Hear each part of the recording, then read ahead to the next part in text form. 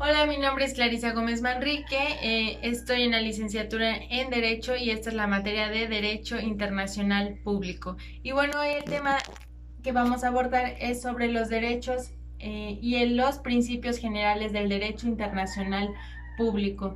Y bueno, para entender un poquito, un principio puede ser considerado como un axioma. Sin embargo, la aplicación de principios generales del derecho internacional en el ámbito de esta parte mediática de lo internacional no constituye una aplicación directa y mecánica de principios pertenecientes al derecho interno de un Estado miembro. Por ejemplo, según algunos autores, como es Concado Trinade, él nos dice que los principios generales del derecho incluyen a la vez los principios generales del derecho internacional, es decir, ambos serán las dos caras de la misma moneda de los principios generales del derecho como fuente del derecho internacional público. Ahora bien, según Dominic Canea, él dice que los principios generales del derecho internacional son normas internacionales de naturaleza convencional o consuetudinaria. Y pues también el autor Michael Viraghi nos dice que son normas que derivan de la costumbre o de los tratados. Asimismo, Barbaris dice que los derechos en esta parte de los principios generales del derecho internacional son normas fundamentales del derecho de gente y tienen un origen consuetudinario, como bien lo decía también Michael Viraghi.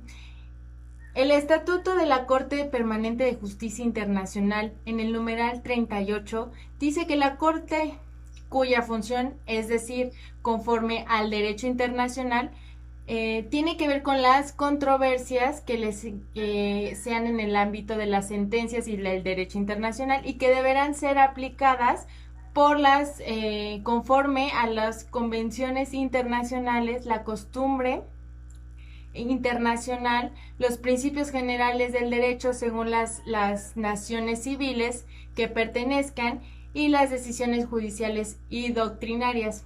Por ejemplo, tenemos 5 que son fundamentales, que es el principio de igualdad soberana de los estados, el principio de buena fe, el principio de amenaza pacífica de controversias y de arreglo pacífica de controversias, la prohibición de amenaza o del uso de la fuerza o de armas y la igualdad de derechos a la libre determinación de los pueblos.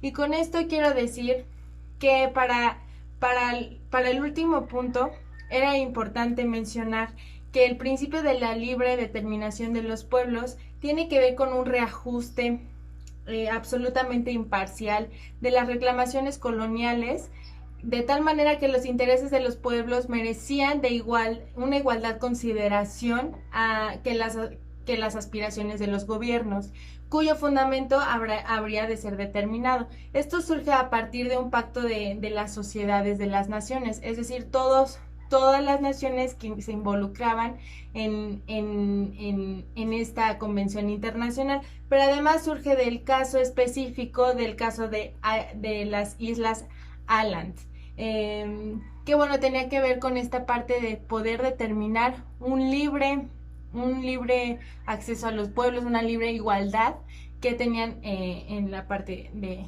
soberana. Y por otro lado tenemos el principio de la igualdad soberana de los estados. Este principio es muy importante porque tenemos 193 países que son parte de las Naciones Unidas, pero 5 son los que tienen el poder absoluto, que es Estados Unidos, Rusia, China, Inglaterra y Alemania. Que bueno, estos son los 5 países que tienen el mayor poder o el poder absoluto, y que si bien los demás estados no tienen estos privilegios como estos cinco estados, que ellos son los que deciden y tienen estos privilegios de decidir y de la toma de decisiones de cómo firmar tratados internacionales, qué estado pertenece a las convenciones, de sacar o no sacar, de tener votos o incluso ellos pueden decidir votar o no votar y no pasa absolutamente. Entonces ellos al tener estos privilegios están dejando en desventaja absoluta a los demás estados. ¿Tú qué opinas? ¿Tú crees que hay una igualdad de verdad en esta parte con los demás países? Yo creo que no. Entonces el principio no es congruente, no es coherente y entonces estaríamos hablando de una inconstitucionalidad en cuestión internacional. Y pues esto es todo por el día de hoy. Espero que te haya servido.